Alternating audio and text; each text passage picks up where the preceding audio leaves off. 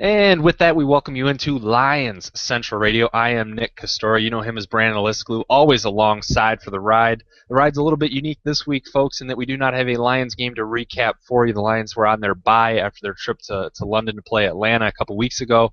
Get some guys rehabbed and refreshed. A lot of injuries to clear up. A lot of news and notes, guys coming onto the roster, off the roster, getting healthy, practicing, and what have you. We're going to bring you all of that to start the show, give you a little bit of a second half primer, teaser, let you know what's coming up, what we're expecting out of this team moving forward, and then break down the Dolphins game as Detroit does get back to action this week at home against a very good Miami team that really just took it to San Diego this week. Not to get too far ahead of ourselves, I first turn to my co-host, Brandon Alisklu, with some news and notes for you guys. Yeah, and the first news to note is I'm going to go ahead and break up the flow of the show by thanking you guys for listening, and most importantly, thanking you guys for telling a friend, whether it be via social media or in person, email, snail mail, or with those soup cans that you connect with the string. Doesn't matter how you do it. We appreciate it, and we'll continue bringing the show each and every week, or, when it gets to the off season, we'll see how things go. But regardless, now to the news and notes after that lovely whatever. Anyways, it's because I'm a little sad that I'm a little flustered. Jerome Copeland, the undrafted free agent safety who hits like a hammer, was claimed by the Bills after being waived this week. Jordan Thompson, the tight end, was also waived. Doesn't look like anybody's picked him up yet, which gets right into a Facebook question we received from David Bilson. Told you guys, social media, get at us. He asked if we're surprised that the Lions cut Danny Gore. He thought he was playing well. So, Nick, what do you think? When I was looking at it, there's guys that have to come back. Obviously, Kyle Van Noy is activated off injured reserve. C.J. Mosley's coming back from suspension. A couple of things we'll get into there. But cuts had to come somewhere. I was somewhat surprised that it was Gore just because the secondary itself, and this goes for Copeland too, the secondary has had its own share of injuries, and there's just a need for bodies in the defensive secondary. So I guess Gore I haven't been impressed with to any degree, but I was surprised that it was from this position group that we saw the cuts. Yeah, Gore did all right. I think he gave up something like 10 passes, 119 yards. I think he had a pass defense, no touchdowns. He had a couple penalties, nothing too fantastic, but he wasn't bad either.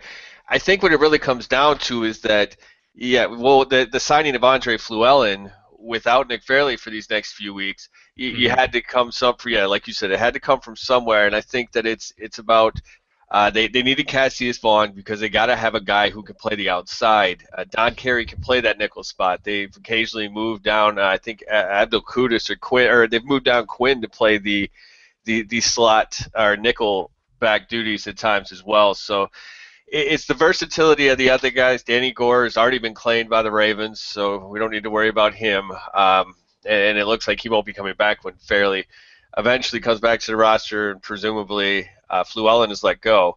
But I'm just going to go ahead and say it's a good guess. How many times has Fluellen gone on and off this roster? It's been a fun carousel ride for Fluellen. We'll put it that way. I think roughly around 37.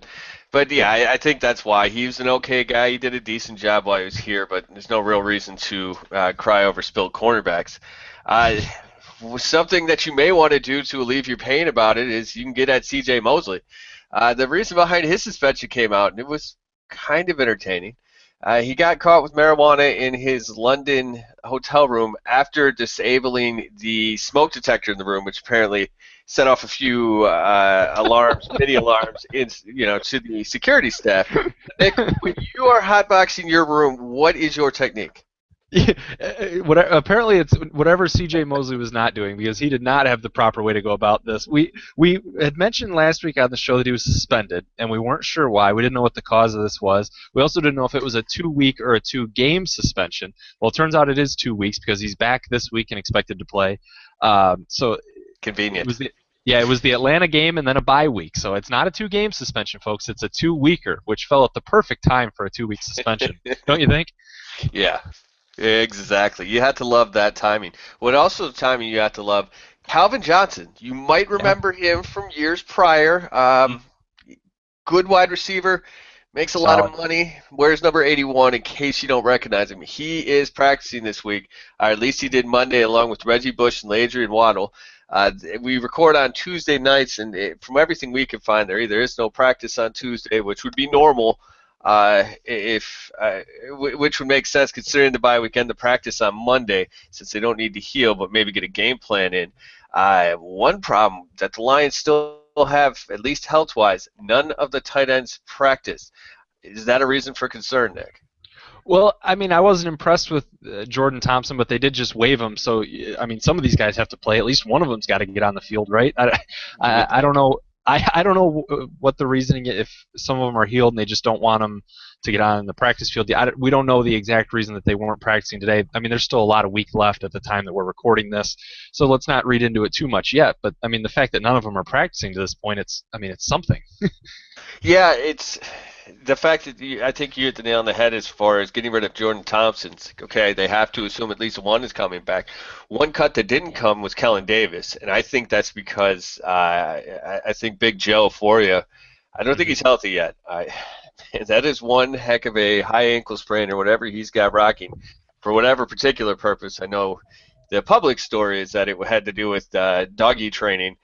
I've seen Gosh. some subtweets on Twitter that suggests something more nefarious, but what it is or what it isn't is neither here nor there. The nitty gritty is I don't think he's going to play this week, which I think actually does hurt. Um, it's yeah, this offense is supposed to focus on the tight end, or at least there are going to be a lot of two tight end sets. I don't think Kellen Davis was originally in the plan as one of them. Well, no, but to Kellen, to be fair to Kellen Davis too, he was on such a short week of trying to learn the playbook in Atlanta. Obviously, way out of his comfort zone. It didn't. He looked lost a lot out there. If he is in lineup or at least getting solid minutes or plays this week, I would expect him to be at least a bit more competent out there and shorter routes, intermediate routes, be able to catch the ball. He's not a long-term answer for this team, but it's not going to be nearly as bad as I thought it was in Atlanta or against Atlanta if he is going to have to get significant minutes again, at least this week and maybe next. Well, and whether he's in the future plans for the Lions or not, we don't know, but we presumably think not. And at Mhm. this point, since we have a little bit of, we need to fill some content here before we jump into the game. Otherwise, you're going to have a short show. So we did exactly what you guys wanted, or I wanted, and we're going to give you a real quick free agent primer. We're going to run down the list of the main guys, or at least guys somebody's heard of, give a yay or nay on whether we think it's realistic. And the offseason, much like last season, is going to center on Ndamukong Suh. Mhm. As we talked last week, Gerald McCoy signed his contract for about 13.6 per, I believe, and J.J. Watts is, I think, 16.6 coming right off the dome. I'm not entirely sure. Nick, we assume that his salary is going to fall somewhere in there. Do you think Sue should be back, and do you think it's going to happen? I don't think there's any way Ndamukong Suh comes back here. Wow. I really don't. Well, his age isn't a factor. He's 27. His cap hit this year is 22.4. I think 22.4 mil this year. Either way, I think he's made it pretty clear that even if it's even money, he wants to be somewhere else. I haven't seen anything from him that says he wants to work through it and be here. Every time it's brought up, even in the offseason, he completely neglected the topic. I just haven't seen any sign from Ndamukong Suh that Detroit is where he wants to work out a deal and figure it out. I think unless Detroit is astronomically higher than everyone else, then obviously money talks. But if it's close, I think he wants out of here. I actually read the other thing. I mean, I've seen him not talking about it. That's just him being him. I mean, yeah, Sure. he wants to focus on football, and that's exactly like it's the same thing that Jim Caldwell does. As far as I remember the report saying last year, he wants to work out a long-term deal with the Lions. It's just the money has to be right. So I think all things being even, I think he will stay in Detroit. But I also think that things will be even. I think any offer that he Gates, Detroit's going to match. They need him. I mean, this is the second half against Atlanta. There was no Nick Fairley, but that defense stiffened up and only gave up 80 total yards. It's because he was an absolute beast in the middle of that defense. He couldn't run the ball. He's the guy that got held. I mean, there's a reason for it. It's because he's charging into the backfield on every play. You have to also remember that the cap's going to make a significant jump this year. It's going to go up probably, they're projecting about $12 million to 145, and his $22.4 million cap number, which you just talked about, is going to be off the books too. So I'm sure they'll structure the deal where most of it's going to get pushed to later anyways. And his cap That's number what is they do. reduced to probably, what, $7-8 million. Right. I think you have to keep him. He's too important to this defense, and you know that he's a guy that's going to bring it regardless of the circumstances. Um, Another guy that that If maybe just won't? Go if ahead. I could, I think they do want to keep him, and I think they will make an effort to keep him. And that's what they do with contracts is kick the can down the road and deal with it later. I think he wants to go elsewhere. Again, it's just my speculation and personal opinion. I think the contracts are going to be close from other teams, and he'd rather be somewhere else. I think Detroit will make every effort to keep Ndamukong Suh in the fold as they should. I just think he's going to go elsewhere. I did. We'll agree to disagree here, which usually means I'm right. So that basically, long story short, Detroit's going to end up paying about $16 million, and I'm perfectly all right with that. A guy who probably won't get $16 million per year, Rob Sims. Yeah. Um, go ahead, Nick. Go ahead. His he's a 30-year-old deteriorating guard who's really just taken a terrible turn for the worse this season. After I thought he was pretty good to really good over the past couple of seasons, his cap hit in 2014 is 3.7. I don't see him getting anywhere near that. I don't know what the number would be to bring him back because I just don't think his skill set is worth a contract when it's an interior lineman. It's a lot harder to go and get quality tackles on the open market, but an interior lineman, I think you can go find a younger, better body elsewhere and not have the cap hit be even what Rob Sims is probably going to get somewhere else. I don't see any reason to bring him back. Yeah, I don't particularly either. He hasn't been the same guy since about 2012. Last year, maybe there were some nagging injuries or something. We can make excuses for him, but he just has not rebounded that well, or at least hasn't been consistent. I don't think he comes back unless it's a really low money contract and he's got Yeah. to fight for a spot. A guy who definitely won't be fighting for a spot on any roster, the currently injured Nick Fairley. Yeah, Nick Fairley, his cap hit this year is only 3.1 mil. Up and down, obviously, we all know the story of Nick Fairley. He's good one week, terrible the next. Is he motivated? Does he care to be out there? Well, in this contract year, he has been every bit as good as he possibly could be, as advertised coming out of Auburn. It's just such an interesting case with him, Brandon, because is he just playing for that contract? And once you give him the big money, does he revert back to the Nick Fairley that we've seen that just doesn't seem to give a damn out there? I don't know. What the Lions are going to do is I think they're going to try and pony up and pay for Nick Fairley. Whether they should or not, I don't know because I don't know if Nick Fairley's mindset is one that can stay consistent and be as good as he is this year. If you get this Nick Fairley for the next 5 years, obviously you want him, but that's such a major if with him. Well, yeah, agreed, and I've been critical of this before as well. I think we both have, and so have numerous other writers and talking heads out there for the exact reasons you listed. I think he's been too good this year to let walk right away. And he has 17 quarterback hurries. He's second on the team behind Justin Ndamukong Suh. I think what's going to happen is Detroit's going to really they understand that their playoff and, well, dare I say it, Super Bowl window is kind of these next few years. That's the sweet spot. You have Calvin Johnson hopefully at the peak of his powers before things start to change a bit. I think they give Sue that heavy contract and push that cap hit down the road a bit, giving them a chance to franchise Nick Fairley this year if they can't get a somewhat friendly deal like you do with say Kaepernick or what the other quarterbacks that have these kind of year-to-year contracts like Andy Dalton. Not a lot of guaranteed money unless you perform at a certain standard. Then you can guarantee the next year or two.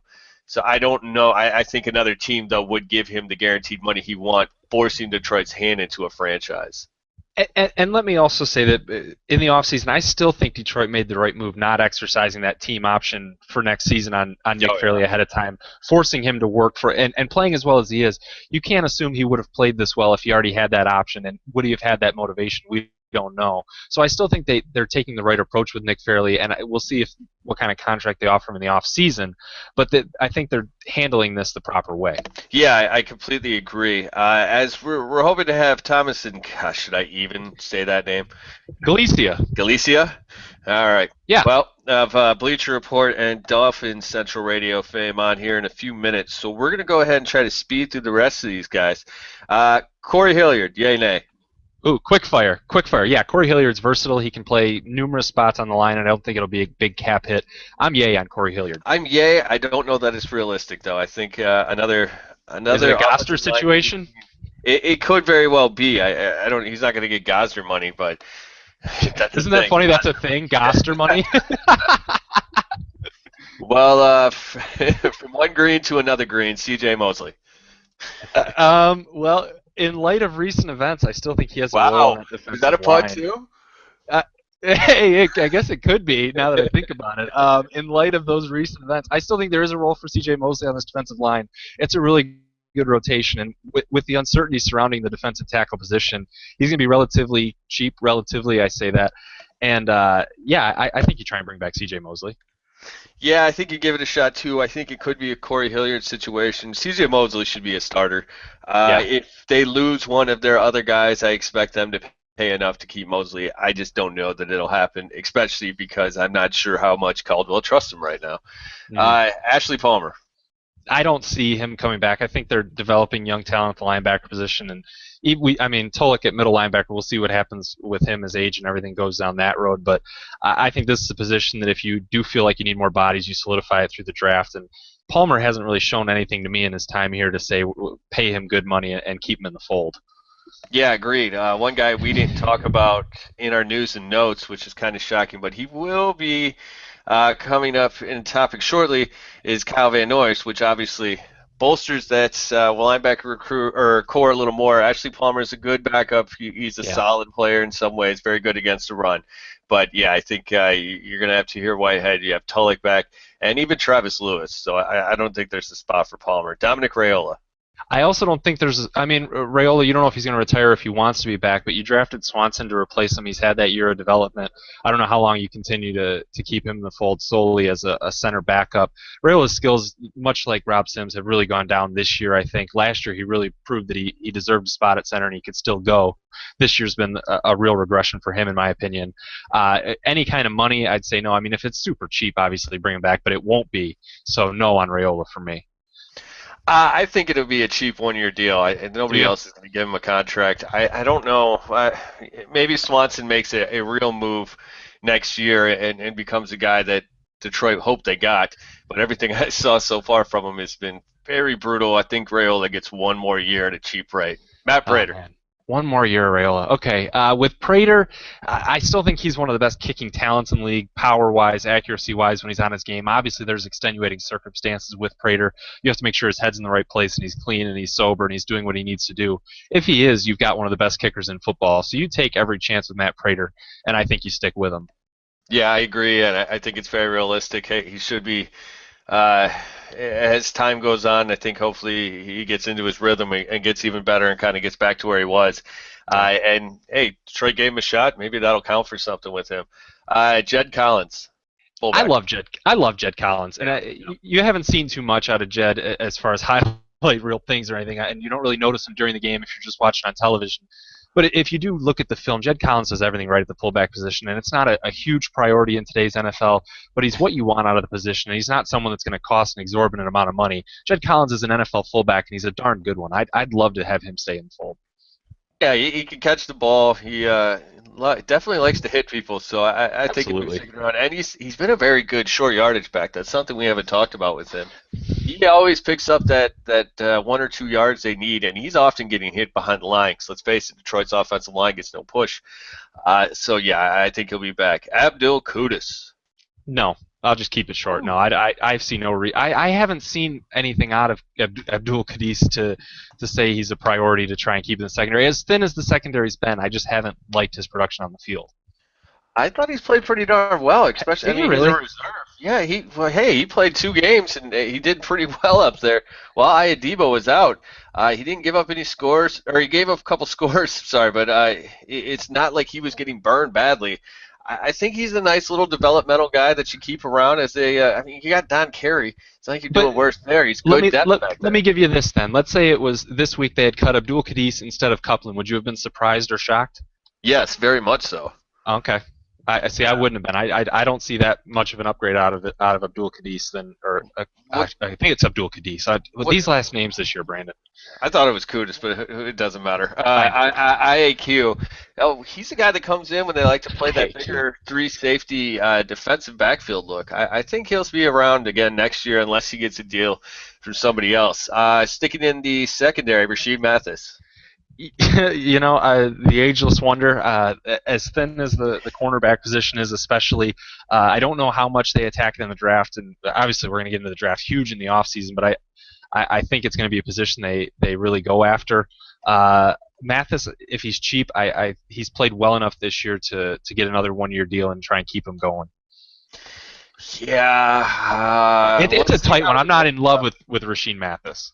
Let's see how he holds up. I mean, he is Yeah. getting pretty long in the tooth. He has done decently this year. He's been getting beat up by some of the better receivers, but hey, so or everybody does. Um, yeah, I guess for now I'm going to say no. I don't think it's going to happen. Either of the backup quarterbacks. No, I'm not mentioning their names. I don't really care to. It really, if you can go get anyone else, I mean, I don't feel comfortable with either of the backups.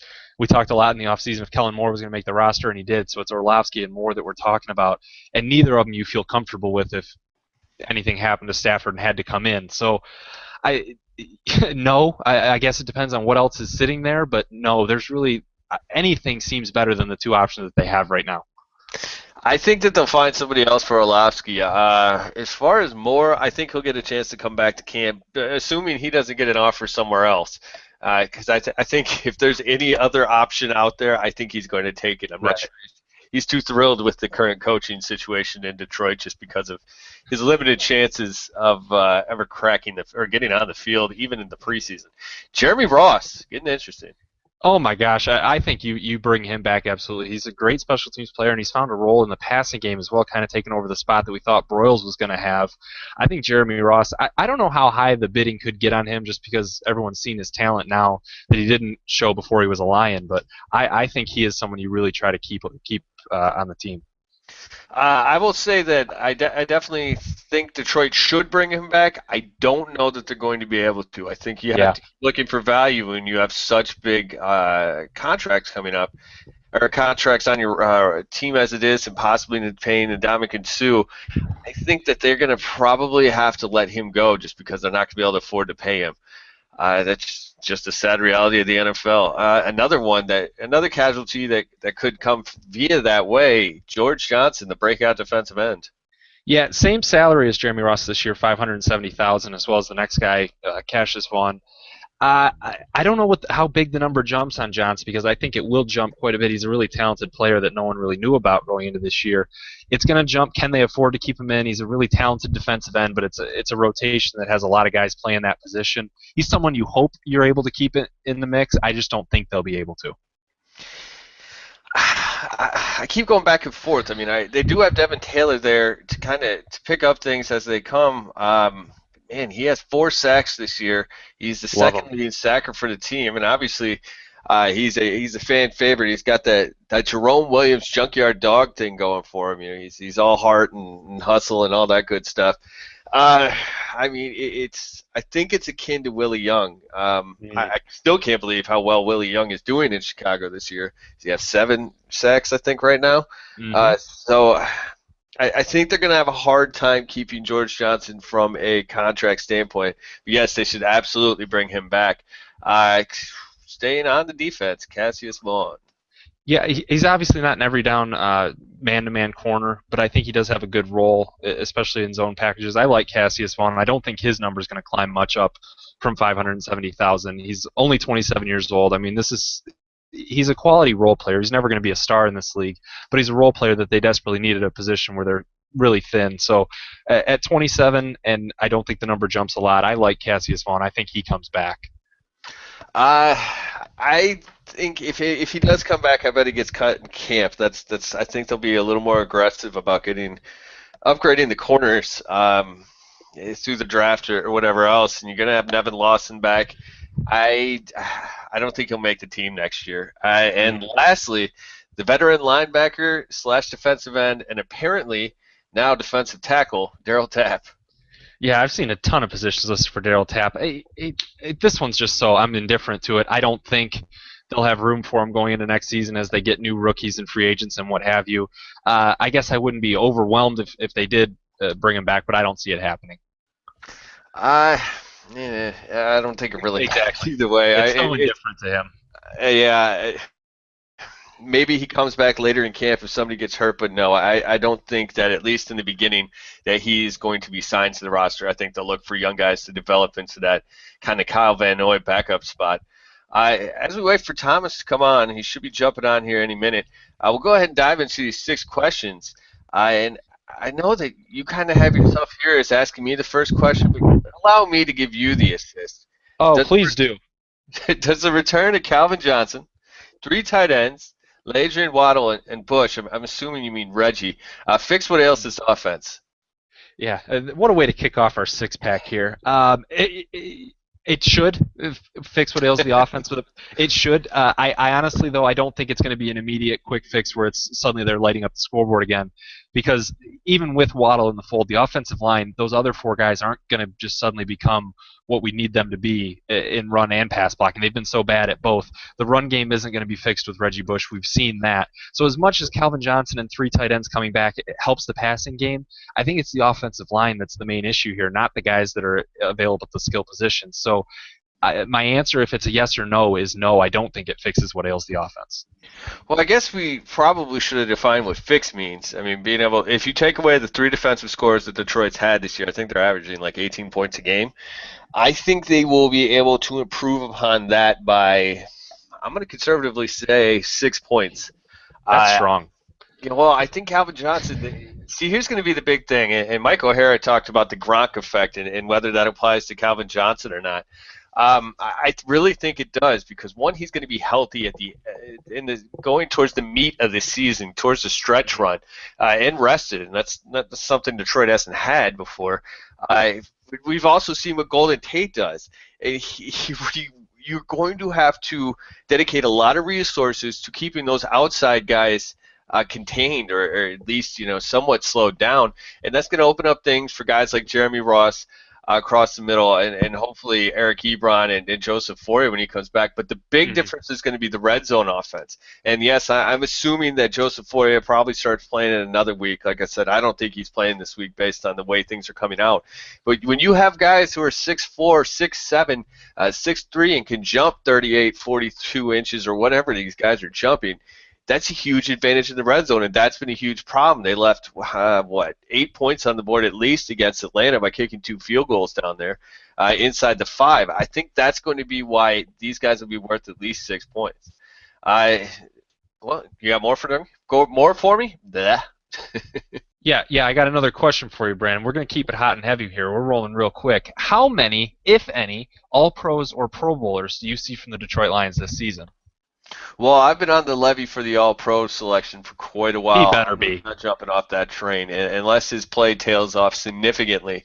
We talked about it last week in our awards. I mean, this guy he has 30 more tackles than anybody else on the team, 30 more defensive stops than anybody on this team. Yeah. He is huge back there. As far as Pro Bowlers, I'm thinking he's going to be joined by Golden Tate, Ndamukong Suh, Nick Fairley, assuming he comes back sooner rather than later, that is, and Glover Quinn. I think he's played well enough to get a nod back there.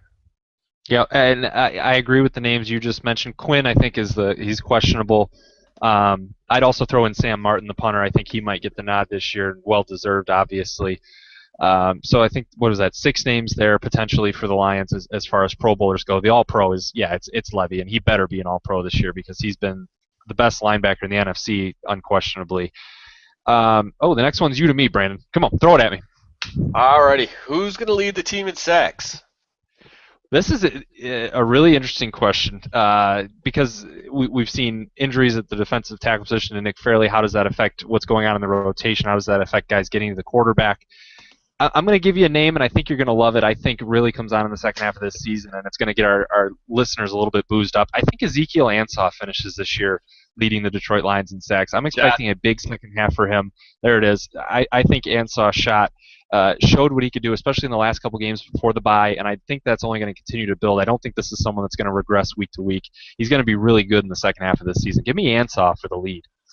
Yeah, I agree with you. Obviously, I'm a huge fan of the guy, but he's healthier this year. That's what's been big. Is he wasn't healthy last year, and he was still learning how to play the game quite a bit. So he's starting to pick up moves. That's one thing we've seen now is he now has power rushing moves, or and to go along with Hmm. his spin moves, to go along with his speed. These are things he didn't have any before. So he's coming into his own. I do want to point out that Ndamukong Suh would have as many sacks if was it Danny Gore or James Idebo, whoever it was in the secondary, got a holding penalty against Atlanta that wiped out a sack for Ndamukong Suh. He's a real dark horse back there, and I think he could come out and come on strong as the second half progresses. As he makes a push for that contract. Yeah, I like Ansah. I mean, I understand the points you're making. I think Ansah is the guy in the second half. So no change in my mind on this one. No, fair enough, fair enough. What you got for me? The next question on our doc here. Let me see where we're at. Is Matthew Stafford's best statistical game in front of him, or is it already behind him this year? I think it's coming up. There are some pretty poor teams on the secondary part of the schedule. I know that we're going to get in more in our season prediction and stuff like that after we speak with Thomas. But things do get tough for 3 weeks. But then you have Minnesota coming to the Ford Field. You have Tampa Bay, I think they're coming to Ford Field. Maybe it's in Tampa. It doesn't matter. Tampa is pretty terrible. That It's is at my home. vote. Yeah, that is my vote. You're going to have a healthy offense against a terrible defense that really doesn't care anymore. I think it's going to be Tampa Bay. Yeah, I mean, if you're looking at what game he's going up against, it would be Week 1, where he threw for 346 yards on 22 of 32 with 2 touchdowns and no picks against the Giants. So, from a touchdown standpoint, I think obviously you're expecting him to have a 3-touchdown performance somewhere in the second half. As far as yardage, 346 is pretty darn impressive. I think he can top it. That Tampa game is one that you obviously highlight. There's also a chance, any of these home games really, but against a Chicago team on Thanksgiving, you know Detroit's going to be up for that game. I think it could come there. So weeks 13 and 14, Chicago or Tampa, if it's going to happen, I think it's one of those two.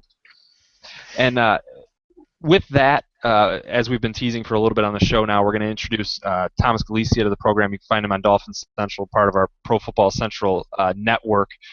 Thomas, how you doing tonight? What's up? You there, Thomas? Sorry. Okay. Yeah, I'm doing pretty well. I'm doing pretty well. Just multitasking, watching the Heat game, listening to the show, and keeping up with the election results. So, fun night. America. A lot going on for Thomas, but we do want to get into a little bit of this Dolphins-Lions matchup coming up this week, and it starts with the quarterback, Ryan Tannehill. That's where we want to get to first with you, Thomas. And kind of a broad question just to open it up, but every report that we've been reading on Tannehill trying to get prepared for this game, is he the engine that really drives this team, as broad as that may sound? Believe it or not, yes, and that's because as Ryan Tannehill goes, so goes the team. When he struggles, the offense stalls out, and while the defense, I mean, let me just say this. I just did the midseason awards for the Dolphins Bleacher Report earlier today. Mm-hmm. Right up. I actually named Ryan Tannehill my Offensive Player of the Year, but I named Cameron Wake my MVP. It's the defense that really keeps the team in games, but the better the offense is, the more likely the Dolphins are to win. And based off of that is the fact that in their 5 victories, they have won by an average of 20 points per game.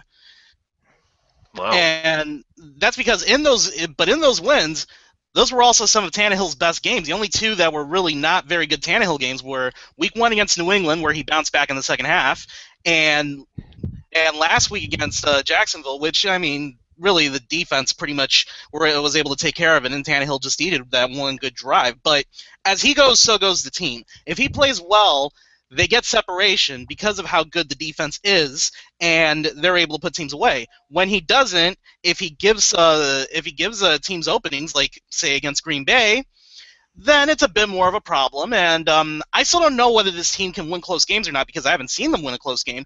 But they've only played in one game that was really close.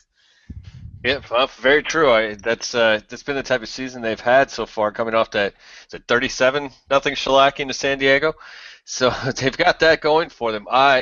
So like we said, yeah, everything's been about Tannehill. Cameron Wake, I definitely want to talk about him a little more later. He is he's the best defensive player in the league that doesn't get talked about. He used to be DeAndre Levy. He's getting plenty of love now. I think Cameron Wake is a guy who just does not get enough press. But keeping it focused on Tannehill for a couple more minutes here, where has he really improved this year, or is there been much of an improvement? And if so, what is now his strength or his weaknesses? Well, the improvement on him has actually come throughout the season, and I really think that at the beginning of the season, his struggles had to do with learning this new offense implemented by Bill Lazor. But the other places where he has improved is he's no longer locking on to receivers like he did. And you could see this the most in the lack of production from Brian Hartline. Brian Hartline's a security blanket. And you don't see him really going to Hartline as much anymore. Now he's going more to Wallace. He's making a concerted effort to get Wallace involved.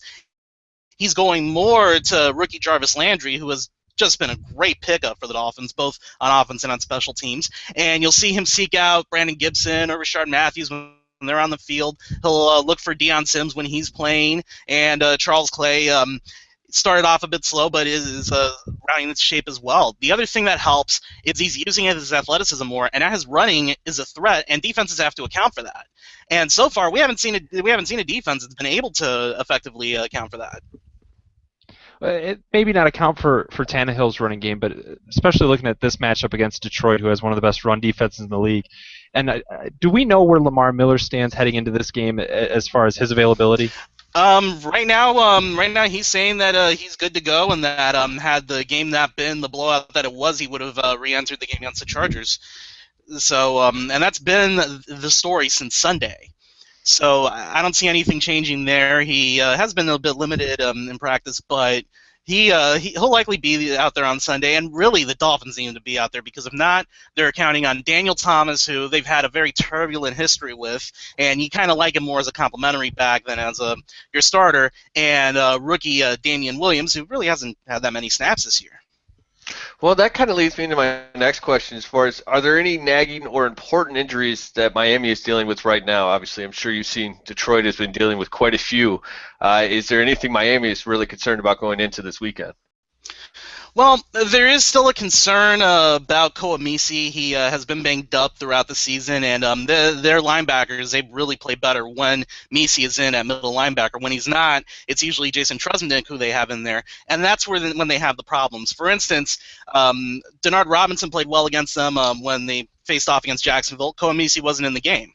Going back to their game against Kansas City, Nile Davis just carved them up. Again, no Koamisi. That's the common denominator there, and so they're focused. They're worried a bit about him, but he did play against San Diego last week, and we'll know as the week goes on what his status will be. Also, you have there's another injury. Cortland Finnegan has been dealing with a nagging injury, but it hasn't affected his play all that much. But you still want to keep an eye out on. And Charles Clay's knee has been injured all year, but he's been playing on it. Yeah, but really, and looked really good against San Diego. Yeah, he did. Really, other than those, I mean, all the other injuries the Dolphins seem to have. The guys are out for the season, and some of them are guys that you would want out there. I mean, I still think that this offense would be a lot better if Noshawn Moreno were healthy. He's right. not. And also another one to look at is Darren Coolidge, who he missed last week's game. Not just last week's game, but the game the week before he played in, and he was taken out because of a migraine. And then he missed last week's game with a back injury, and it was the first game that he had missed in, I believe, 144 starts. He's looking forward to coming back this week. So we'll definitely know more as we get towards the end of the week. And as we do that and we see who is on the field, Thomas, when you look at this matchup against Detroit and you look at Detroit's roster and fully expecting Calvin Johnson and a couple other guys to be back for Detroit and healthy, what about Detroit presents the biggest problems for Miami? Really, Calvin Johnson, and mainly his size. I mean, you could say that about every team. Right. But his size does bother me, even though we went through this entire thing when the Dolphins faced off against the Bears, when it was like, oh, well, look how big Marshall is, look how big Jeffrey is, and, they're being covered by Finnegan and Grimes, who are both, a combined 5'10" or something. And yet in that game though, we saw that because of all the pressure on Cutler, they were really non-factors. Now, the key is the Dolphins have to continue to get pressure on Stafford. However, from what I've seen, the Lions have a better offensive line than the Bears. And Stafford does seem to handle pressure a little bit better than Cutler. I mean, he has, much like Cutler, he still tends to have those games, but I haven't really seen it out of him yet. And that's going to be really important for the Dolphins to do. They're going to have to continue to be aggressive like they've been all season. Not just rush Wake, but rush Olivier Vernon. When Derek Shelby's in there, get him in there too. Earl Mitchell has been a great pickup for the Dolphins. He's going to have to get in there at times. Jared Odrick, and they're going to have to rush their linebackers like Jelani Jenkins or Chris McCain. Also, I wonder if the Dolphins are going to unleash some Deion Jordan this week. Oh yeah, that might be a good idea because we really in his 2 games since he's come back, we really haven't seen him all that much.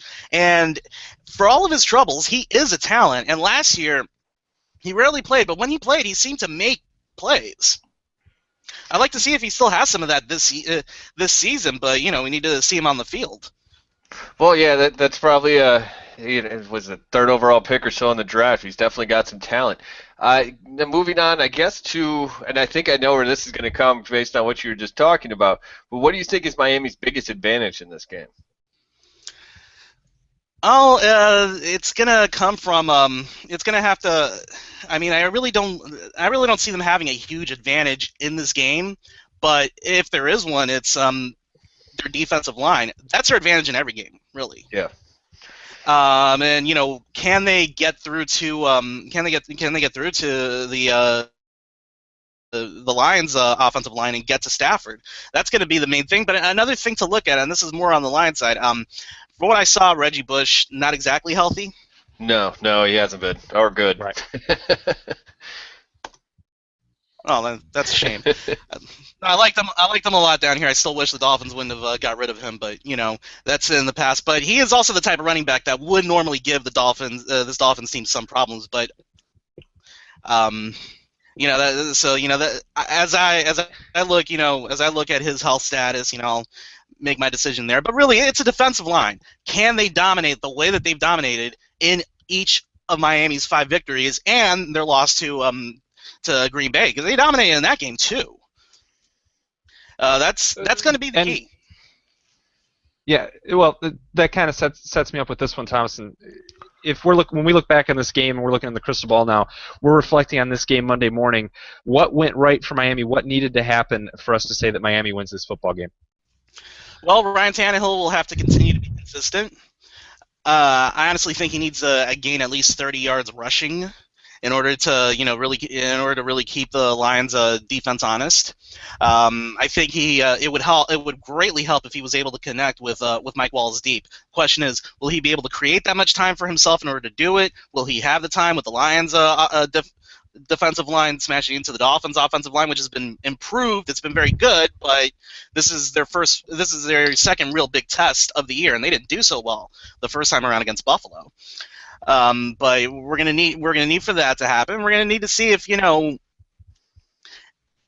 is Calvin Johnson gonna be the only receiver that really does any damage against the Dolphins? Because if Golden Tate is getting open and creating some problems, that will be an issue for the Dolphins. If Eric Ebron is getting open and causing problems for the Dolphins, that's going to be a problem as well. So they're gonna have to contain pretty much everyone except for Megatron, because I have enough respect for Megatron to know you really don't so much contain him as you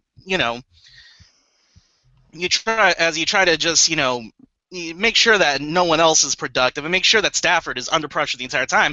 And another key is they have to force turnovers. They have to force fumbles. They have to pick off Stafford at least once.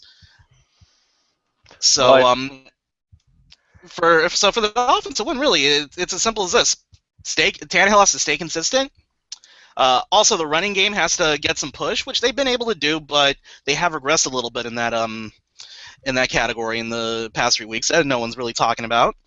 And on defense, they have to keep the pressure on the entire game. Well, gun to your head, what is your score prediction for this game? Well, you look at the two offenses and how the two offenses have performed. You would think it's going to be a high-scoring shootout. In fact, the over/under, I believe, is at 44. I'm going with the under because really both of these defenses are so good and so talented that I really think this is going to be a 17-14 type affair. And that's what I'm going to go with, 17-14. And not going to give us which side? I'm going to go with 17-14 Lions actually. Yeah. Well, pretty much giving it to the home team. Also, the better kicker because Caleb Sturgis has just been atrocious his 2 years here. Well, that's not something we've heard in Detroit all season. For everything Miami, you can find Thomas Galicia at ThomasGalicia. He's also on Bleacher Report, does the game correspondence stuff that I do for the Lions. And he's also a fan of the Heat, and he's following the election. We got a true American here, so we want to thank you for being on the show, Thomas. No problem. Thanks for having me. And hopefully we'll see you again. We'll have you back on when we meet in the Super Bowl. Definitely. What, a little too much? Hey, lay it on as thick as you want there, Brandon. I was in the middle of a nice six-pack of questions. We appreciate Thomas coming on the show, but now it's time to get back down to business. Stafford's best statistical game is where we left off with you guys. We both think it's in front of them. We have one more question, Brandon. Go ahead, throw it at me. Do you trust this team? Ooh, nice broad one. Looking at this question, there's a lot of ways to attack, and I'm sure you'll go in a different direction with it. The first thing that struck me was watching games this week is how things are. I don't know if I have to trust this team just because other teams in the NFC North I trust so much less than Detroit. Look at what's going on. Philadelphia loses Nick Foles. Mark Sanchez is stepping in at quarterback. Who knows how that's going to go? Dallas, Tony Romo's back. Who knows if he's going to be able to play much the rest of the way or how good he will be able to play. There's no way he can keep up his early pace and how good Dallas looked. They've dropped a couple now in a row. Chicago in the NFC North is completely falling apart. Seattle and San Francisco in the NFC West are look mediocre to good but not great teams this year as Arizona takes over that division. And you don't know if there's even going to be a winning record that comes out of the NFC South. That division's been that bad. So as far as making the playoffs goes, I trust this team to do that almost in spite of themselves. It doesn't they only need to play 500 football the rest of the way to go 10-6, and I know after last season even that can be a tall task in the second half. But just the way that everything is falling into place around them, I trust them to make the playoffs. I don't necessarily trust them to win this division outright yet. It's going to be a battle with Green Bay the rest of the way, but I definitely trust them to make the playoffs. Well, it's nice that you have so much faith in everybody but Detroit. And I understand the past still haunts me as well in trying to talk about the future with this team. But I feel better than most, I think, as far as people looking at this team because the defense is that good, and defense is much more sustainable than offense. It leads to more wins on a consistent basis. As far as what works in the playoffs and what doesn't, that's a point of contention, a point of debate is if offense is more important now, but that's neither here nor there for our discussion because this is about a larger sample size. And don't forget that defense gets a new piece. We talked about that. Van Noy, he will be an instant improvement over Tahir Whitehead as far as the zone coverage or even coverage in general, just because Tahir Whitehead, he kind of has been a big reason that Detroit has been getting victimized on those deep crossing routes. He's not getting deep enough into his drops. And the offense has the pieces now to get it done. They've gotten it done when they've had to before, but you add in Calvin Johnson, you add in hopefully Joseph Floria, hopefully Eric Ebron, and if Adrian Waddle can stay healthy, I think the offense will find a little rhythm. And that's going to lead me right into my second half prediction, or at least a little bit of an updated prediction on how I think this season is going to end. I think Detroit goes 11-5. Green Bay does have a schedule edge as far as they have 5 of 8 at home, I believe, including their 2 toughest remaining games in Philly and New England. Or not, those are the teams they're playing. They're not in those particular cities. And Detroit's obviously got to go to Arizona and go to New England. But the thing is, Detroit has the edge in conference record right now, 5-1, 3-3. I think that's going to be the coin toss, or not the coin toss, but the tiebreaker that gets them the NFC North title. You've got them at 11-5. I'm holding firm at 10-6. I still see 4 losses in the second half of this schedule, and 500's that's not terrible in the second half when you start off as strong as they have at 6-2. We'll get into our prediction just for this game against Miami, but I still see 4 losses the rest of the way. But 10-6 for me gets you into the playoffs. We'll see if that is enough to win the division. but it's certainly enough to get into the playoffs. Folks, that's our second half prediction. As always, please sound off on your thoughts and what's going to happen the rest of the way on Facebook, Twitter. Let us know how stupid we are for what we just said and what you thought of it. For now, though, we're moving forward to next week against the Dolphins. We'd heard from Thomas Galicia and all of his predictions. Just a little bit of a quick taste from us, Brandon, on what we're expecting. We asked what scared him about Detroit. What scares you about Miami? He touched on it a bit. It's Cameron Wake, and I think he said Olivier Vernon. Maybe I'm wrong. I just thought it was Oliver. Maybe I misheard him. I'm so terrible with names. Who knows? But yeah, those guys are absolute beasts. Like I said, Cameron Wake is the best player nobody talks about. He has 6.5 sacks this year. Those two have 11 combined. And then if you add Jared Aldrich into Aldrich, whatever, into that duo and make it a trio, they have 45 quarterback hurries between them. I went and watched some film on Miami this week since I had no Detroit film to watch. Aldrich really stood out. He puts guards on skates, and he kept pushing them into Phillip Rivers in the first half of that game. That's not good when you have Rob Sims playing the way he has been. Vernon also has 4 tackles for a loss. But the biggest thing I want to point out, and I just keep hammering this home, Cameron Wake is the highest graded defensive lineman in the league, not named J.J. Watt. He is that good. He is that scary. So, Nick, what scares you? Yeah, following up on that defensive points, I think they have a really good and complete secondary. He touched on the health of Finnegan, assuming he is fine and good to go. You look at him and Brent Grimes, and a name we might remember in Louis Delmas. This is a team that forces turnovers, intercepts the ball, and they're second in the league in yards allowed through the air. They're only allowing like 201 yards per game. Yeah, 201.1. It's second in the league. They've been really good against the pass, and for a Detroit team that just has not been able to establish any kind of ground game this year, we know how much Detroit has to rely on the pass, and this is one of the best secondaries they've played to this point. So it's going to be a really good test for Detroit. I love Miami's secondary. I think they can do a lot of things.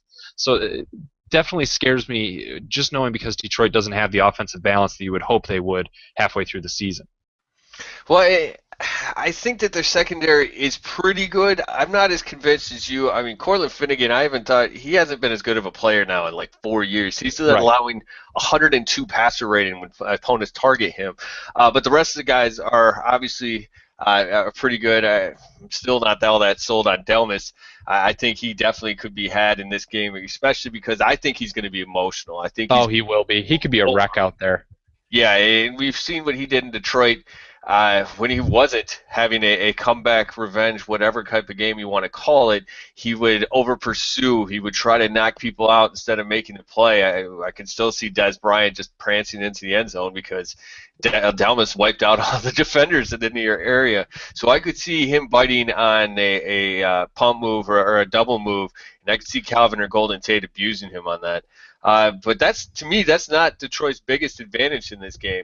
I think it's the fact that this defensive front is so good, and as Thomas touched on, that offensive line is kind of fresh. They don't know if Darren Coolidge, whatever his name is playing. They have Juwan James, a rookie, starting at right tackle, and they didn't do that well when they played a good defensive line in Buffalo. They struggled with Jacksonville. I think you toss in the fact that there's no tape on Kyle Van Noy. There is no way to know how he's going to be used because Detroit doesn't have another player like him for that position. I think that is Detroit's biggest advantage. It'll be the element of surprise to go with a defensive front that's already that scary. Yeah, along a very similar line, it's Detroit's going to completely stop Miami's ground game. It's already hampered because you don't know about Lamar Miller's health and if he'll be 100%, which it's highly doubtful he will. Daniel Thomas isn't scaring anybody. So Detroit's going to stop the run, and I think that's almost a given at this point. So you're going to make Miami extremely one-dimensional, and when you can negate that balanced attack that Miami strives to create, it just makes things so much easier for the defense, knowing what to expect and knowing what Miami's going to be forced to do. Terrell Austin's going to be able to get really creative with his blitz packages and his schemes in the secondary. So when the talent isn't as great in the secondary, and as we know and we've talked about with Detroit, when you know what the offense is going to do, it makes things so much easier. And as much as Miami might want to early try and establish a run, they're not going to be able to. This is going to be a one-dimensional team, and Detroit's going to be able to take advantage of that in a big way.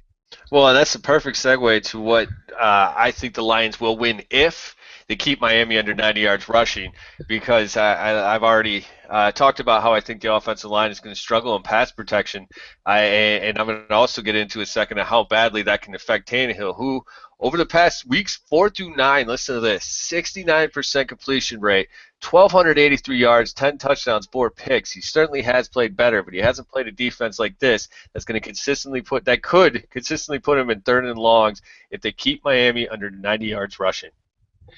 I completely agree, and I think they will, and so that would be huge. I think they will keep Miami under 90 yards. I also think, just on a different coin, that if Stafford goes over 300 yards passing, which obviously we saw him do in Week 1 against the Giants when he had that big game, if he does that against Miami, which he's fully capable of doing, especially with Megatron back in the fold and having more weapons and who knows which tight ends, if he's over 300 yards passing, that bodes really well for Detroit.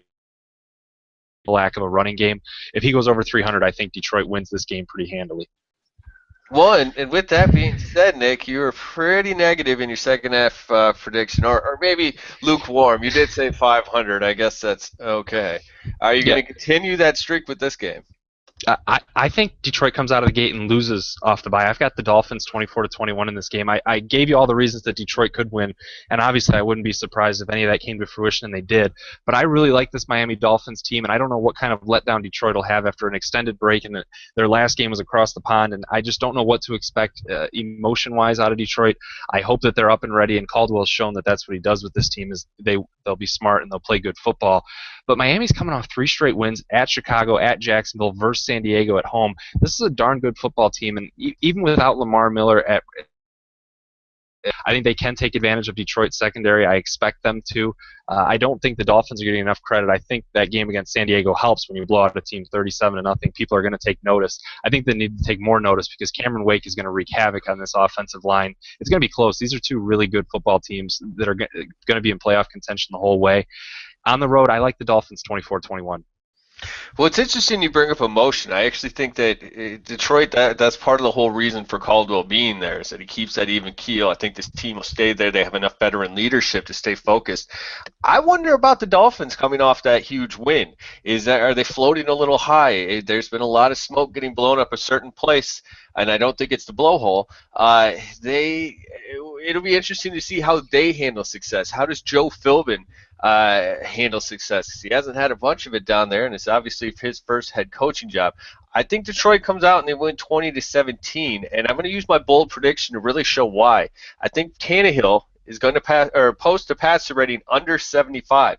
Wow. That's my bold prediction, and there's some good science behind it. I always have some decent science that I half baked and made up. So, but the truth is, he's only strung together back-to-back 90 quarterback ratings 5 times in his career. He hasn't done that this year at all. In fact, he did them in really good. He had 1 game with 109. He had 2 with 120 plus. We're very meh. He had 3 low 70s. He had 2 in the low 80s. The common denominator has been a pass rush opposite him. His worst games have been the Bills, Chiefs, and Jags. He has struggled mightily against, Jacksonville, 73.3, Buffalo, 73.6, and the Chiefs, 70.4. It's because they can get after the pass. Detroit could definitely do that. Kyle Van Noy an extra week to kind of get him in and add some new wrinkles. I don't think that Miami has what it takes to stop this pass rush. Bold prediction-wise, it's positive for Detroit, even though I think they're going to lose the football game. I think they hold Miami to under 80 yards rushing, and that's total for the whole team, be it Tannehill, Miller, whoever else is handling the ball. Now, this is a team averaging 137 yards on the ground. They're 4th in the league. Miami can get after it on the ground. I don't know how healthy Miller is, so I'm not sure what to expect and who's going to be getting the carries. But Detroit has, as we've talked about extensively, one of the best rush defenses in the league, and it's going to be on display in this game. Give me Miami for under 80 yards rushing, and I still think they win the football game. Wow, that's impressive, especially after I just got done saying that the Lions win if they hold Miami under 90. Glad you were listening, as always.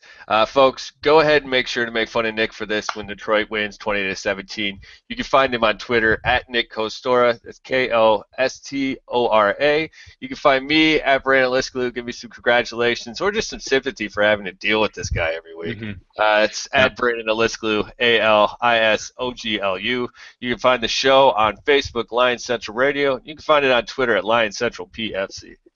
I hope you guys are drinking the same Kool-Aid as Brandon. It's a whole hell of a lot sweeter than the stuff I've got in front of me. Until next week, we'll break down this Miami game. We'll look forward to next week when Detroit has a huge NFC matchup with the conference-leading Arizona Cardinals. I can't wait for that. But until then, for Brandon Lisklew, I am Nick Kostora. Thank you so much for tuning in to Lions Central Radio.